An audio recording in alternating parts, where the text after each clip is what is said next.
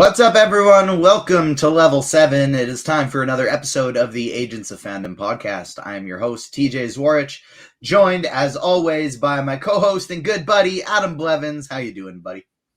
I'm doing great, man. You know, to be at the start of this awesome two-header, which are like getting ready to discuss two of my favorite things in existence that I could not be more excited about, with two awesome people who are also very excited and knowledgeable about these things. I mean, you know, how could this day get any better, man? I'm excited.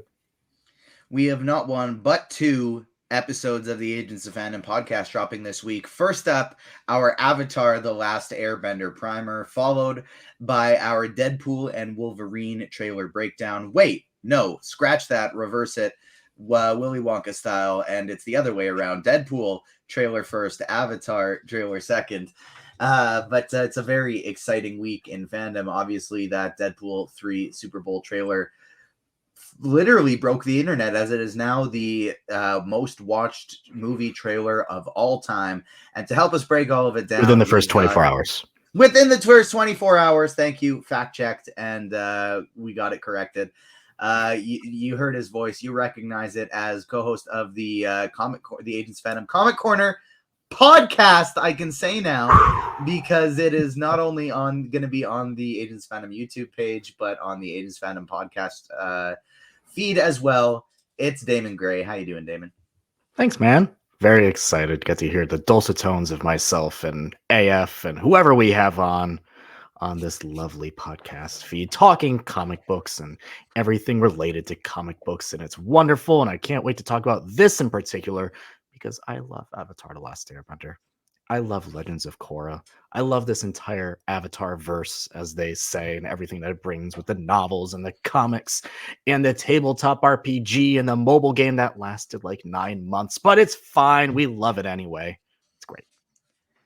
There's some kind of Game Boy Advance game in there too. I was looking through it was a DS thing, because I got a whole bunch of Game Boy and DS games combined into like a 151 and 1 or 501, whatever it was, little pack on Amazon.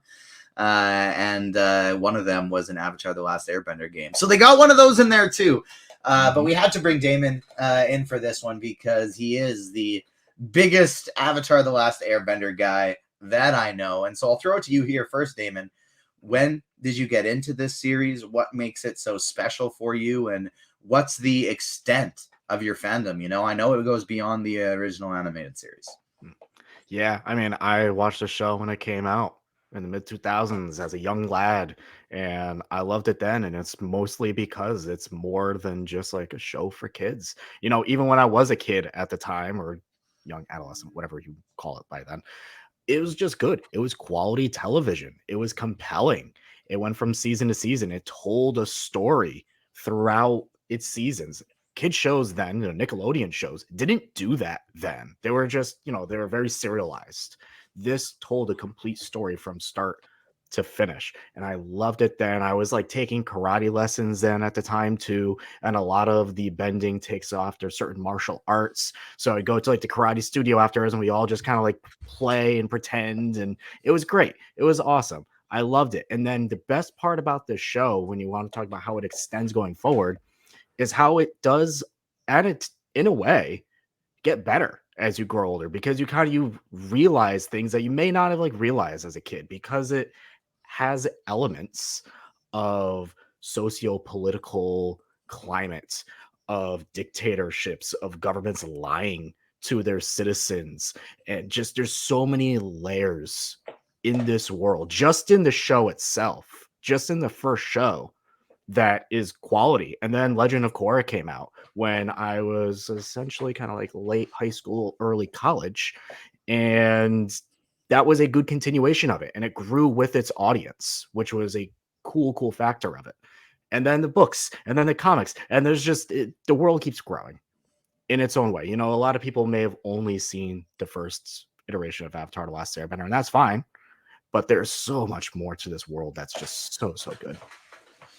As you never let me forget each week with you sending me the Kyoshi audiobook reminders to download them. Adam, how about you? Because this is a show that means so much to so many people. Where did it start for you, and where does your fandom kind of extend through?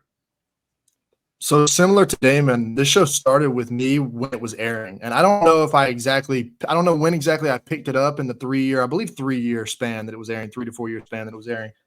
But I remember by the time it was kind of winding down its run in book 3, I was a very avid watcher to the point where I had a small, like, little watch party with a few friends that at the time that also watched the show, and people came over. And the only thing I remember in particular about that time was just how difficult it was to figure out when exactly the episode was going to be airing on cable television, which is funny to think about now because that's never been less of a problem when you can just look up like what time anything is releasing and stuff. But I don't have as much of the knowledge with the novels, and I unfortunately have not seen Legends of Korra. Now I'm working my way through a rewatch of the series, and I'm about halfway through book 2 now. And as soon as I finish book 2, I'm just going straight. I'm not stopping this time. I'm going straight into Korra. I'm super excited. But yeah, I mean, and what Damon said works perfectly too. What makes this show special is that kids can enjoy it. But even now, as I'm rewatching it now in my mid to late 20s, there's so many things because it's been 4 or 5 years for me, but it seems like every time I rewatch it, there's more mature themes to kind of pick up on. But even as a kid, it's like just the prospect and the premise of bending, like the Avatar and fire bending. That's just really, really fucking cool. That there's just no other way to put. It's like whether like a kid can understand like the themes of what's going on when he's watching like Aang ride around on the air scooter and Katara freeze people and Boomy like throw rocks around. Like that's just whether you understand what's happening or not, that's just undeniably cool. So there's so much that makes this series special, and I'm really excited to get into it a little bit later and talk about how we think this is going to translate into live action because this is such a special series, and it seems like it's almost impossible to in any way improve on what we already have. As a kid, you come for the elements of earth, wind, and fire, and water, and how they're bended, and how they're manipulated and utilized because it looks really cool. As an adult, why did I say that so weird? An adult, you come back for the elements of the socio-political turmoil and how they talk about genocide, and in a way that isn't inappropriate for kids. It's educational, and it's very, very interesting, and we're going to have a lot more coverage of the series when it comes out as well on the Agents of Fandom YouTube page, as well as wherever you get your podcasts. So make sure you like, subscribe, hit the notification bell so you don't miss out on any great episodes. And like we said as well, it's a big week. We already dropped a Deadpool and Wolverine trailer breakdown as well. Make sure you follow the Agents of Fandom on socials. It's at Agents Fandom on TikTok and Twitter. Agents of Fandom everywhere else. And of course, like I said, smash that like button. It's so important for us to battle the YouTube algorithm. Help us out. Give us a little like here. For me, I like you guys. I watched the show growing up. Maybe not quite as avidly though. Like it wasn't in my top group. I do remember watching it on the Saturday morning block. And things like that. Maybe not quite at the same time, you know, maybe it released a little differently because I was here in Canada, but I do remember watching it as it was coming out. And then I wanted to, as an adult, watch Legend of Korra because I hadn't yet. And so I thought, you know, before I watch Legend of Korra, why not do the rewatch? And so that was about 3, 4, 5 months ago for me that I started. Ripped through Avatar: The Last Airbender pretty quick. Ripped through Legend of Korra pretty quick. Absolutely renewed my love for the series. It is such an incredible show. There are so many more things as an adult, just like you guys said, that you don't realize. But one of the disappointing things about being in this fandom from the very beginning is you get this amazing show that gets you so fired up. And like many projects in the early to mid to late 2000s and early 2010s, as we've talked about already in depth with our Percy Jackson and the Olympians coverage, just because you're getting a live action adaptation doesn't mean it's gonna be good. Doesn't even necessarily mean that it's gonna be in proper adaptation at all. Damon, take me through something like, as a big time fan, you're excited to go see a movie. You're probably not as into it with the industry as you are now. Like you're not into the ins and outs where you've heard all the backstory, you know, you're probably just a fan excited to Yep. go to the theater. Mhm. What was it like Oh, going to it's see the I movie don't know that what you're shall not talking be about. named? I don't know what you're talking about. What are we referring to here? This a cinematic movie, a live action movie? Yeah, it's the M Night Shyamalan movie is bad, and it's more than just bad. I say this is the worst adaptation of anything I've ever seen in my entire life. There is zero redeeming qualities in this movie, down from the personification of the characters, down to the bending itself, down to very critical elements of the story that they just completely left out. It was bad. There's several points in that theater where I wanted to get up and walk away. There was one point where I did get up out of my seat and left, took a deep breath, and walked back in because I was like, oh, maybe it'll come together. It did not come back together. Shockingly, that is not the first movie and the only movie I ever walked out of my life. But I stuck through it, and it was bad. It's just bad in every way. The whole cast is white, except for the Fire Nation, who they made Islamic. It was bad. It was really, really, really bad. The They call Aang Ung. The earthbending, there's this really infamous earthbending scene that makes its way around whenever anyone brings up this movie, where you see a group of their earthbenders who it's supposed to be when they're all thrown away onto the steel ship, but they're just not. They're on a land, so it made absolutely no sense why these people couldn't rebel in the first place, because they're literally just on land. And they do this whole move set, and then all of that just for about like a boulder the size of a basketball to go across the screen about 2.5 miles an hour just to eventually maybe hit something. They made other critical changes, like firebenders can't bend fire out of nothing. There had to be a flame near them. So it kind of like ruined the whole Pyro. purpose of it. Yeah, it just Speaking of ruined the whole Deadpool purpose 3, of like like how Pyro. dangerous like firebenders can be. And then they gave Appa very creepy toes just to cap it all off. It's bad. It's a bad adaptation. I say there's zero redeeming qualities in this movie at all. I like to, it really ruined, not ruined, it put a big dent in that fandom. It put a big sour taste. And now I like to say, before we get into like the show, the fandom after that became extremely traumatized, because you go in with something that you absolutely love, something that you put a lot of like your youth into, you have a lot of nostalgia for, and then you just see it just butchered, absolutely butchered on screen, to the point where M. Night Shyamalan reportedly, at least he said, like he never saw the original show. It's like, yeah, it shows. It really shows here that you didn't see this. So that's kind of like the wrap of it. It's just bad.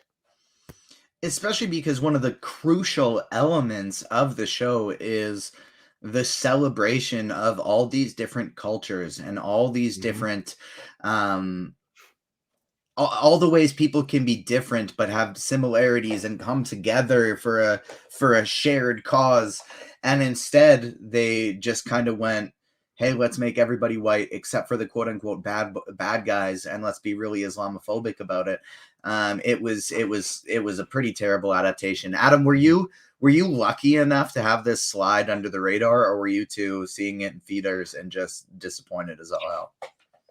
So I've actually been fortunate enough to this day, avoid having it grace my screen. Now I know that's going to change here in about a week or two. We're going to get together and watch it. But the funny thing is, there really is nothing that I've ever seen about this movie, whether it's a clip, a GIF, or somebody talking about it, or whatever it is, or a tweet, like anything that made me want to be like, wow, I'd love to go see that movie. I'd love to turn that on and watch that tonight, because like every single thing, the rock that Damon is the worst things. Like having now rewatching the show and just like watching that clip back, and I'm like, there obviously was nobody in the room, not even just like M. Night Shyamalan admitting that he hasn't seen the show, but there was obviously nobody even in the room or even involved with production that saw the show, or at least had any self-value as to be like, you know what, like just stand up for themselves and say, you know what, this is not like this is not going to resonate with people, because every single thing that I've seen is just an absolute nightmare. And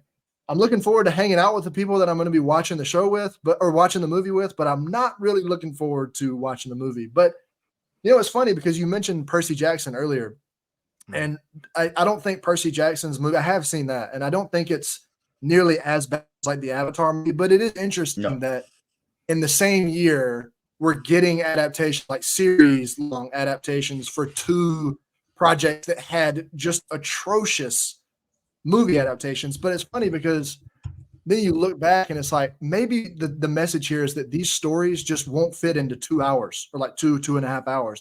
And sometimes like that's okay. Like there's plenty of movies that are like hour and a half, even movies that are like great movies. But when you try to take a story, especially from a book or like a previously animated series that's 20, like the first season is 20 episodes long. Now, granted, I know these are shorter episodes, but these are all really, really important episodes. Every single thing that happens, I was never watching it once, like in my rewatch, I'm like, oh yeah, they could easily cut this out because everything's important. And there's just no way to fit that into a 2-hour movie without cutting stuff out or combining so much that it just unnecessarily, or that it just feels completely disjointed and worthless. So I hope that in another month or two, assuming they're dropping all the episodes at once since it's Netflix, that next month this time we're talking about this as fondly as we are Percy Jackson is my hope. It really was that time that they just decided to try and capitalize. Studios decided to capitalize on Harry Potter and Lord of the Rings, and they learned all the wrong reasons. And they tried to just remake all these strong book series, these great book series, without having the creators on board, without having any of the people who were involved with the movie, with the original projects doing anything. And it shows, because like, it's weird to say kind of in hindsight that Percy Jackson was actually one of the better ones at this time, because even though it wasn't at all similar to the book, it was a terrible adaptation. It had some redeeming qualities. It had some enjoyable parts. And so it's really, really weird to look back at that and think that. But like, one of my favorite book series of all time is something called, it's from an author by the name of Darren Shan. And it's called Cirque du Freak, is the series. It's the first book. It's about vampires, right? It was pre-Twilight, but it was like on the vampire craze. And they come out with this movie, and I'm so excited because I love this book series. It comes out in 2009. I've finished reading the book series at this point, and it comes out in 2009, 1 year before Avatar. And the cast for this movie, I brought this up on the pod before to Adam, and you wouldn't believe the cast. We got Josh Hutcherson. We got John C. Reilly. We got Patrick Fugit. We got Orlando Jones. I'm just reading this in order. It actually gets bigger. We got Salma Hayek. We got Willem Dafoe. We have Ray Stevenson. Jane Krakowski from 30 Rock. Kristen Schaal from Flight of the Conchords. You got Frankie Faison, who was Pops in the Luke Cage series. Just like an unbelievably strong cast. And the movie's just horrific. Like, absolutely horrific. And it was one of those things that was, I think, just a sign of the times. Now, while this next series coming out on Netflix, obviously, like, it's not even, we've seen clips, we've seen trailers. It's not even going to be comparable to the movie. It's going to be so many echelons better. We already know that, Damon, but it's like you said, Avatar: The Last Airbender fans are suffering from post-traumatic stress disorder. I've been diagnosed with PTSD. I get it. It's hard sometimes.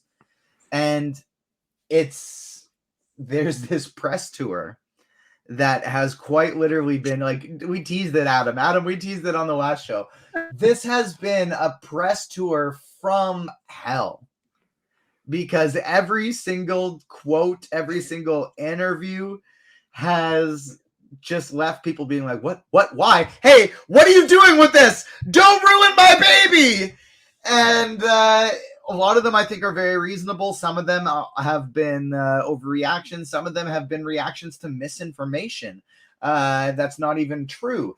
But I think one of the things that created the most skepticism right from the beginning is not only the movie and how that happened, but it was while the creators were originally involved and very involved in this project, they left.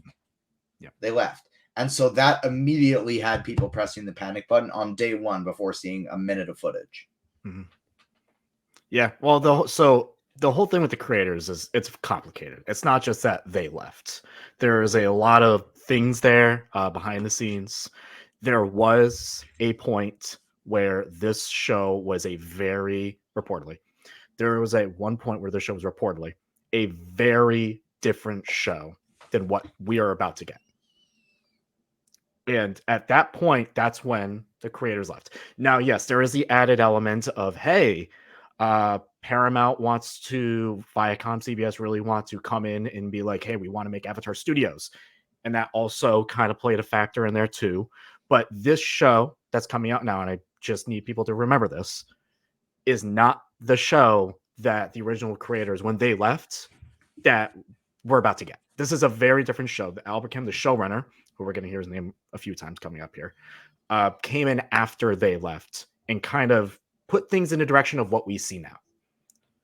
There was rumors, I don't even know if you guys remember this, there was rumors when the show was first announced that they're going to age up the whole cast, that they're going to add elements of teenage romance, teenage drama. Like this was well before the creators left. So this show has kind of been a little bit messy in terms of its production. But yeah, no, we finally got there. And when you look at the trailers now, it's very close to what the fans recognize.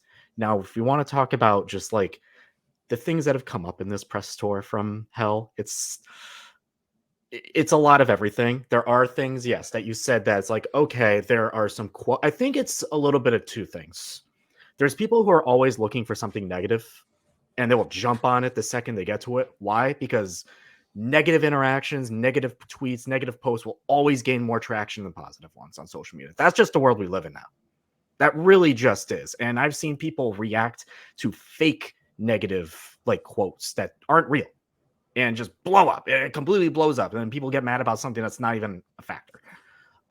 Some of the big ones that came out were at one point, some people said the removal of Sokka's sexism. That it's the tone down of Sokka's sexism. And that is an important thing for the character early on. But people do also have to remember that lasted 3 episodes. It was pretty, it's important to the character, but it was pretty quick. It's not like it was there the entire time.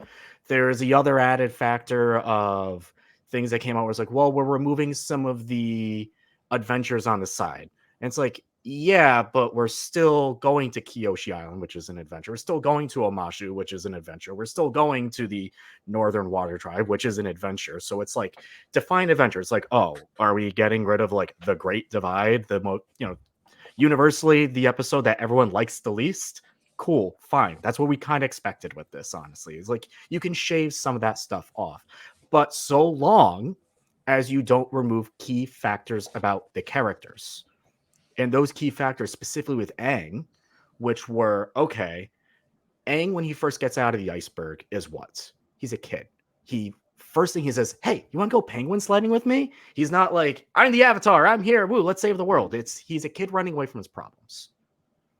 So long as when we get this show, that is still a key element of this character, is a kid running away from his problems who doesn't want the responsibility, which we have seen quotes of from the trailers themselves. People forget, we've seen Aang say, I don't want this responsibility in the trailers.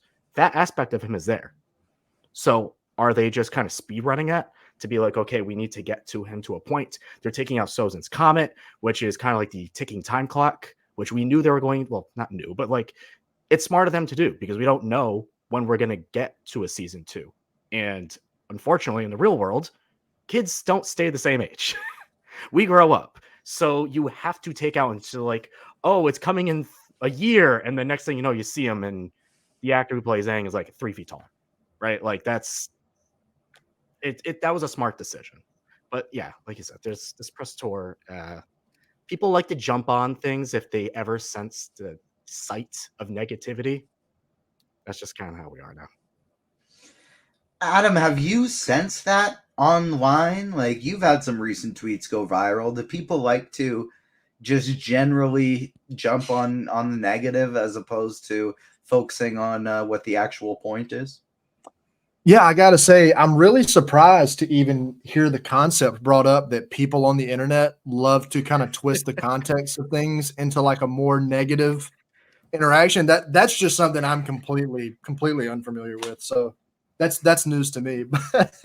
But I think what really is going on with this is something that we've seen go on with a lot of things, but I think it's kind of exacerbated by the fact that, like you guys said, this fan base is so traumatized that like so many people are so skeptical, and they have reason. Everybody has reason to be skeptical about like even the smallest changes. But at the end of the day, we have to acknowledge that this is not going to be this is not a 20 episode remake, shot for shot remake. It's like just by the nature of what they're doing, there's going to be changes. Now, I think there's two sides to this. There's a side that is just every quote they take, they immediately twist it into the most negative possible thing they can think of and run with it and try to share it with everybody else. And they're just like spreading misinformation and hate.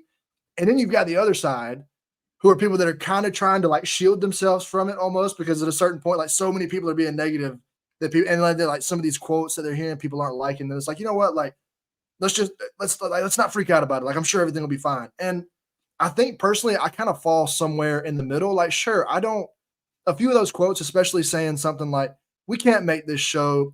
I'm gonna bring back up Albert Kim because my biggest qualm with him came in one interview, and I forgive me because I can't remember who that This interview one was with. quote, yeah, no, this one quote is the most alarming. Right, where he said, "We can't make this show just for kids, so we wanted to make it like with a splash of with Avatar, but also like a splash of Game of Thrones." But later in that same interview he gave, he went on to say, they asked him, what is your relationship like with the show? The first question that you asked us, TJ, and he said, "Yeah, well, my daughter was watching it. My like 6-year-old or however old daughter was watching it, and I kind of was like in passing, kept catching bits and pieces of it, and then I ended up watching it with her because I realized it was so great." So I'm like, how can you in one quote in the same interview, probably not even 15 minutes apart, say we can't have this just for kids, and then turn around later and say, like, I as an adult like fell in love watching this show with my kid? Because that's like goes back to what we first said. That's why this show is so special. It wasn't just for kids or just for adults. Like everybody could enjoy the show. There was something for everybody in it. So when I see those kinds of things, yeah, like I'm alarmed, but I personally haven't seen anything to where I'm taking this like so many other people are, and they're like, yeah, this is going to be the worst adaptation ever. This is going to be garbage. This is going to be like, I haven't seen the trailers to me all look awesome. And like, while there's been a few quotes that I think the cast has said that like that are, if somebody's set off by some of those quotes, like I get it, like that's fine. But me personally, I'm still like really, really excited. And I don't have any reason to kind of doubt it based on what I've seen, only what I've heard. And what do we always say on the show? Like, show us, not tell us. Everything that I've seen looks great. So I'm not gonna like dismiss what I've seen for just something that people have said. So yeah, like it's just it's a really tricky situation, and inevitably I don't think it'll affect viewership because you know how people are. They like to say, "Yeah, I'm done. I'm not watching it," and then as soon as it drops, they'll wake up and be watching it the first morning, even if not for no other reason than to find something to complain about. But I don't know. I'm not as worried as I think some people are. I mean, I think a little bit of healthy skepticism, cautious optimism is perfectly fair, but there's nothing that we've seen, in my opinion, that gives us any reason to be anything other than excited. That's such a good point about the showing and not telling, because like people told us The Flash was going to be the very best superhero movie ever, and it was so far from it. And now we're hearing that there's a lot of problems with this one, but when we see the trailers, when we see the clips, it does look incredible. It looks really incredible. The bending looks phenomenal. You could tell they put a lot of time and effort and money into that, and it looks really, really good. A lot of, I think, the qualms people are having come down to fearing that the growth the characters are supposed to have won't be there. Whether it's Aang being a playful kid running away from his responsibilities and growing into the Avatar, whether it be Katara balancing her trauma from losing her mom and having to be the mom of her brother, essentially, but then growing into her own amazing self of not only having that caring, nurturing self, but also becoming one of the best benders the world has ever seen.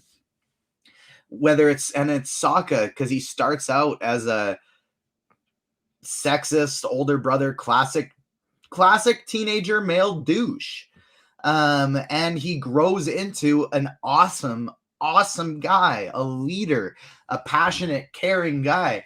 All of these things people are worried about aren't going to be there, and the biggest thing I think is important is that while they're still there, and the reason that we're seeing some of these cuts is because it's 8 episodes and not 20 plus. You can't tell the same story in that short a period of time. You have to change things, you have to adjust things, and as long as they keep the core important parts of the characters, that is what's important. So Damon, what do you think are the things that it's like, take away for a second, imagining that this doesn't have to be like a masterpiece, we're not talking 10 out of 10, No. but what to you needs to be here for this to be like, they did it, this is a great adaptation, I'm happy they did it, I enjoyed it, this is Avatar: The Last Airbender? Like, what are the crucial elements to you that need to be there? That's a good question. I do think, at least when it comes down to Aang's story, it is a kid who ran away from his problems. And Aang's story as the Avatar is, he's the resilient, he's the relentless. He didn't want to be the hero. He didn't want this responsibility.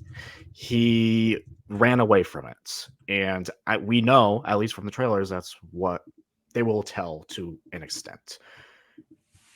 That's what I think is the most interesting thing about Aang's story, is how he ran away from his problems, had to realize that the world relied on him at the age of 10, which is crazy. He's a child, and had to take on that responsibility and go forward with it. At least when it comes down to the world itself, I need to see some of the socio-political elements, at least from early season 1. And Zuko's story. We haven't even said the name Zuko yet in this entire thing. A character who has one of, if not the best redemption arc in all of media, like a 10 out of 10 redemption arc. That is a character too that they also need to nail. Someone who only cares so much. He says honor a lot. It's more about the respect of his father, and he thinks that's what he really wants, is his father's respect. And when he finally gets it, he realized that's not really what it wanted. That was not at all. He threw everything away in the end. So telling his story is just as important as telling Aang's story. Like 100%. And when it comes down to like the avatarness of it all, one of my favorite things about Avatar is like the purpose of the Avatar isn't just like, yay, I mastered all 4 elements. We did it. Woo, I'm the Avatar now. The purpose of the Avatar, he is a symbol for peace, and he is trying to connect the spirit world with the human world. So we see a little bit in trailers. He is the bridge between the human world and the spirit world. He is the bridge. So getting a little bit of the spirit world stuff, which we really only get in season 1, because other than that, they go straight into like the war itself. But seeing a little bit of that will get me very excited, because Adam mentioned it. They kind of want to put a little bit of Game of Thrones into this. And the Avatar verse has that potential to be big. It has so much history. Like you brought up the novels earlier, TJ. I've always said, we have an article up on the website, the novels are the best thing in this entire world, like Avatar verse. They're so good. They are by far, hands down, the best piece of media in all of Avatar: The Last Airbender. And it has to do a lot with the added history. The first 2 novels deal with Kyoshi and her history.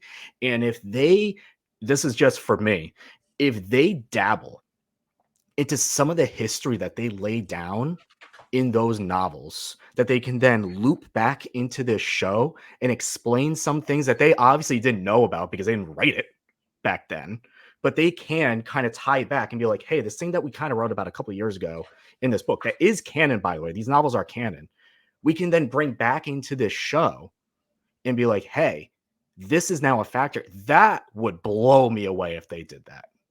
So that's what I want to see. And we potentially see a little bit of a tease with that, where you were just bringing that up in chat with something we see in a trailer the other day, where you thought it was Suki that we were seeing, a character that comes in later on. But we see the eyes light up, which kind of show that that's not Suki, that's Kiyoshi. Yep. So I assume we will be getting some flashbacks of the characters, and particularly a character that Avatar fans, if you only watch the shows, don't really know a whole lot about, which is Karuk, could potentially play a huge factor in this show with his history. Which if they do that, I would fall head over heels over just like the added lore that they can kind of bring to this in their own little way.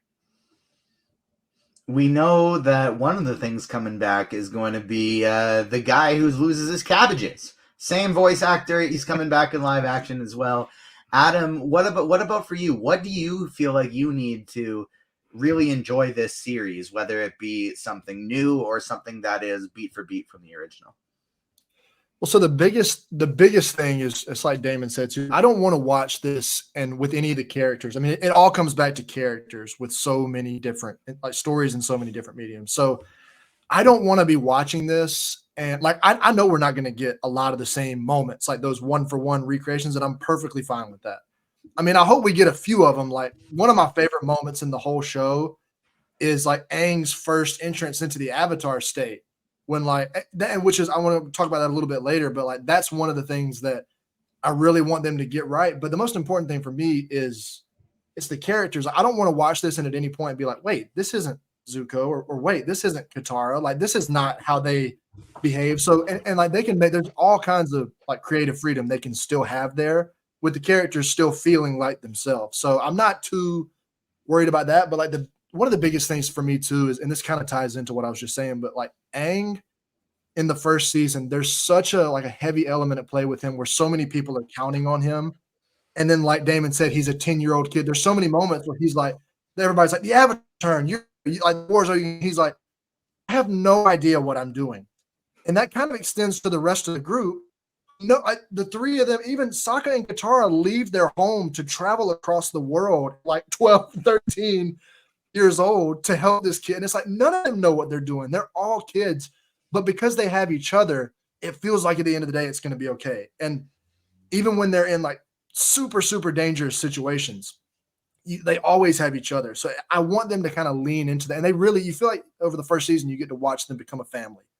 The three of them, they get to bicker. They do all these things together. It's like, you really feel like you're watching like a brother and a sister, and then, you know, like a, whatever you want to call it. Cause obviously we know what Aang turns into later, but I don't know. And then the biggest thing too, another thing too, is like the spirit world. Cause I've been noticing, it's funny. I forgot about that we really kind of do ditch that after the first season, which I won't say is like disappointing. Cause I'm not like, man, like I really miss the spirit world, but it's like, that was like a really cool thing that, you know, I get like just by the nature of the show, where the direction that it went, like they had to kind of some things out, get it.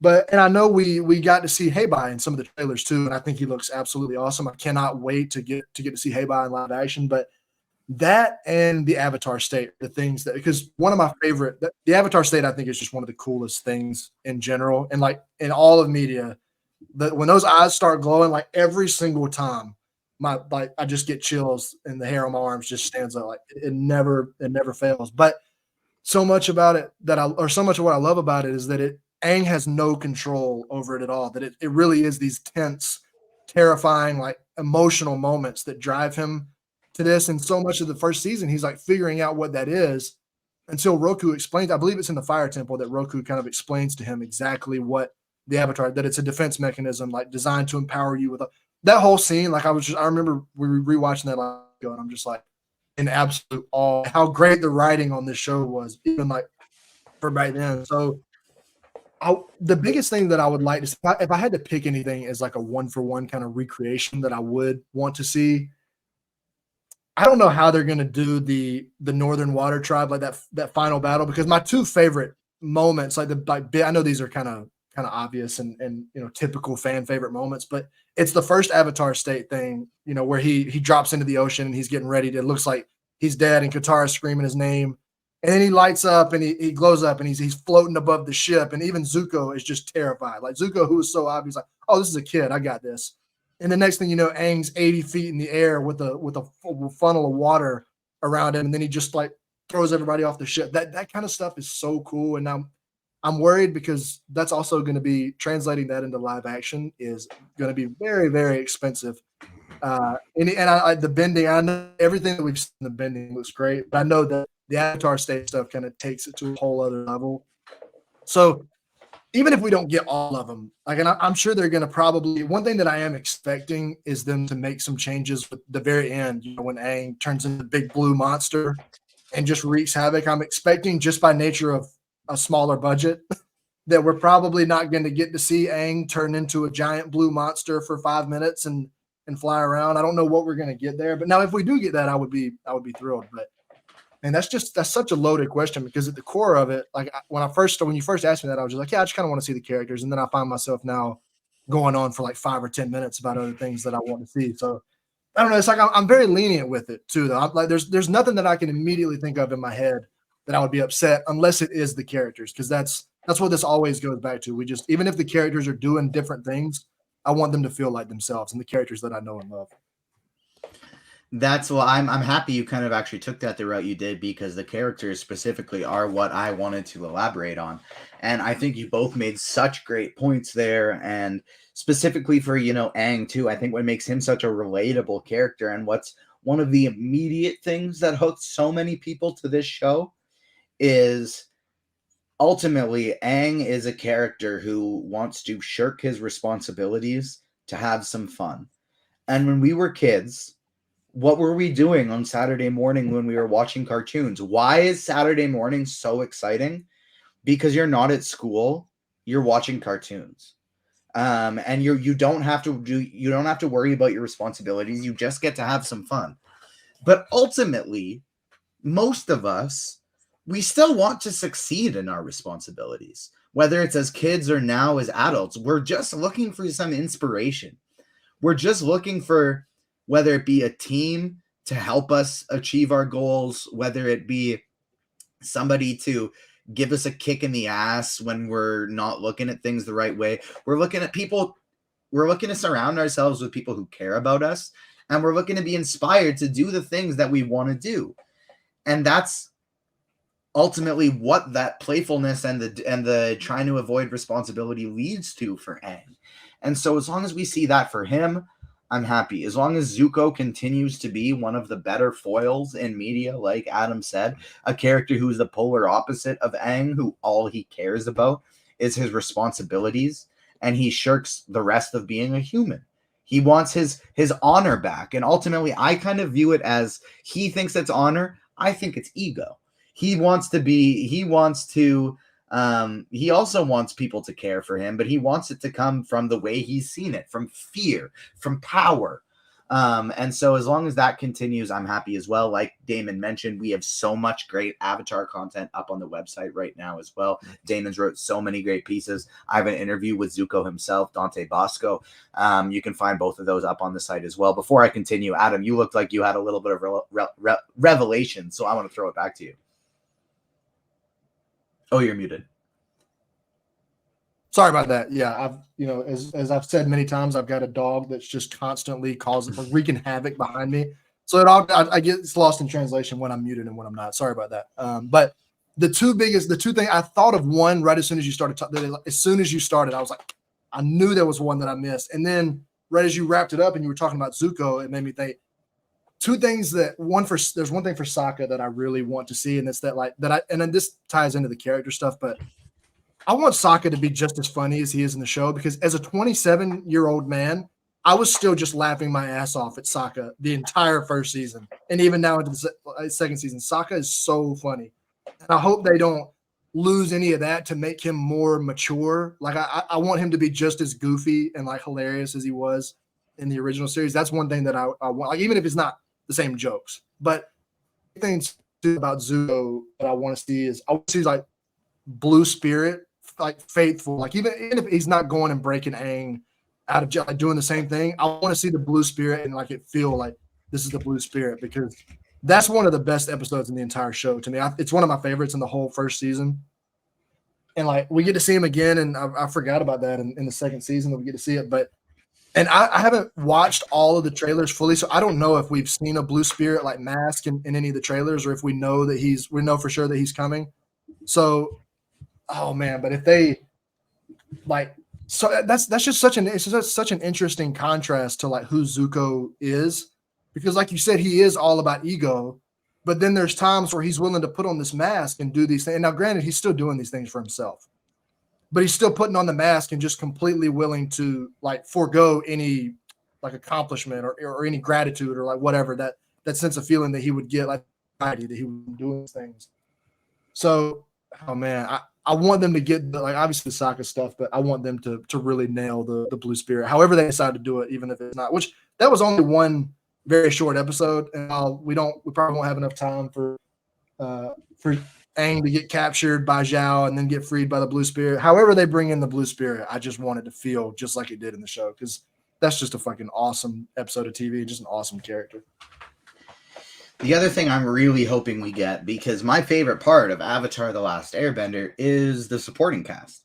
It's how great all the other characters are. And so the one fear I do have with this only being 8 episodes is if we're not spending enough time with them, do we not get that same type of growth and connection with all the supporting characters? Because my 2 favorite characters in the whole series are, one we've talked about a little bit, another one we haven't mentioned, are Iroh and Katara. And so we like Paul Hudson Young is obviously going to be Iroh, and so I'm so excited about that. Like it's I do think what is interesting, I mean, just because there is like a lot of, and that's when we kind of go back to like the movie that shall not be named. It was like 2 hours to tell all of that content, and that's not enough time. Theoretically, if each one of these episodes is about an hour, then you actually do have the time, at least from the show, that matches up. Yeah, because each episode was 20 minutes. 8 episodes, do the math. So we do have more time than we realize to play with, so long as they do kind of take up the whole hour or so. It's kind of like, will they go the full hour, and like, will they use up those extra 10 minutes to really drive it in? That's kind of like the asterisk here. That's my PTSD being kicked in from all the Disney Plus content we've covered, where it's like, these episode count will be fine as long as we get long enough episodes. And it's like, bam, they're all 28 minutes. No! And so, yeah, I agree with you there. As long as they're long enough, that will be perfectly fine. And I love Katara. Okay, Katara is one of my favorite characters. Iroh is one of my favorite characters. Give me the Sokka stuff. Give me the Suki stuff. Give me a lot of moments with Appa. Like I want all the same emphasis on the characters not named Aang as well. And they're adding more of that too. Like we got some hot Daniel Day Kim Fire Lord Ozai in there. So it's like we're getting some emphasis on some other characters that we knew that we didn't think. And so I hope we still get the same emphasis on the characters we know and love as well. Yeah, we are getting some extra backstory on Azula and Fire Lord Ozai, which is something that like Azula, wasn't even in season 1, and in the movie she was teased at the very end, like, oh, Azula's coming. No, she's not. So like, yeah, I really need some good. I need at least two good Irohisms. If you want to talk about like one specific thing, give me at least two of them that you could put up on a wall type of thing, where that's a good quote. Yeah, I could not agree more with you. And like I said, we got lots of great Avatar: The Last Airbender content on the agentsfandom.com website. So make sure you're checking that out, following us on socials at Agents Fandom on Twitter and TikTok, Agents of Fandom everywhere else. And make sure to like, subscribe, hit the notification bell on YouTube, subscribe to the Agents of Fandom wherever you get your podcast, because we will be doing not one, but 2 review episodes of Avatar: The Last Airbender. I don't know quite yet how we're going to format it. I think one might maybe be like a deep dive, and the other will be kind of like a more including Easter eggs and season 2 teases, stuff like that. And maybe the other one can be more of a general enjoyment, critical from like a film and TV type of angle, or we could do first half, second half. We'll see how we do it. Damon, of course, will be back on. We'll have our amazing co-owner and social media director. I don't know what the actual title is, but I want to make it sound as cool as possible because he's incredible. Ryan Cortero joining us as well. And she joined us for the Percy Jackson shows. And we will have Erica Ito from the Seaweed Brain podcast, another major Avatar: The Last Airbender fan, joining us to talk about that one as well. Anything else I'm missing before we get out of here, gentlemen? Damon, like I mentioned, the Comic Corner is going to be coming to the Agents of Fandom podcast feed as well. So it's in not just on YouTube, but in podcast form as well. Pump this one up a little bit. Like, we've had some of the craziest, like, crazy is not the right word, but like some of the most amazing guests in all of comics right now. So talk a little bit about the Comic Corner. It's crazy, man. When we first started it was just kind of, let's talk about some comics. Let's interview some cool people in the comic industry, and maybe we'll get somewhere someday. And you kind of have like a checklist of really great artists, really great writers that you want to interview. And so far every year I've kind of checked off like my big one, and it's like, wow, this is crazy. So we've had on the likes of Chip Zdarsky, who's written things like Daredevil, and he's kind of this writer of a little character called Batman right now over at DC Comics. We've had on Jed MacKay, who's writing this little team called Avengers from Marvel Comics, and also doing like Moon Knight and Doctor Strange. We've had Kelly Thompson, who's awesome, who's written Kate Bishop Hawkeye, West Coast Avengers, Black Widow. She's over at DC now with Birds of Prey. I've had on legendary inkers like Keith Williams. So we go new and older guys. It's so many. And we've started a new thing called our comic book reading club with our good friends over here at the Agents of Fandom, with Emma and Brandon. And we kind of get together and we sit down, we read a comic, first volume or whatever, and get them kind of into comics. And it's fun. So we did Superman for All Seasons, which is a fantastic, one of my favorite Superman stories. Go check that one out. But yeah, so we do interviews, reviews, all of likes with myself and AF over here. It's great.